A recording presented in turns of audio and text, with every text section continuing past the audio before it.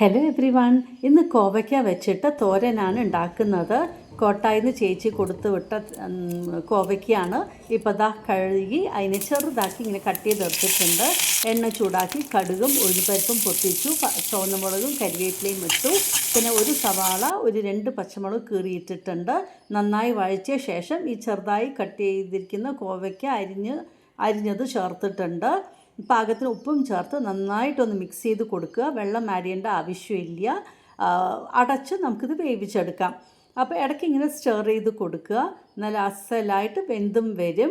ഇനി ഇതിലേക്ക് നമുക്ക് അരപ്പിന് നാളികേരം, മഞ്ഞൾപ്പൊടി, ജീരകം, ഒരു വെളുത്തുള്ളി, ഒരു ചെറിയ ഉള്ളി ഇതാ ചതച്ചെടുത്തിട്ടുണ്ട്. അതും ചേർത്ത് കൊടുത്തിട്ട് നന്നായിട്ട് മിക്സ് ചെയ്ത് കൊടുക്കാം. നന്നായിട്ട് ഇളക്കിയ ശേഷം ഒരു 3-4 മിനിറ്റും കൂടെ ഒന്ന് അടച്ച് വേവിക്കുകയും ചെയ്യാം.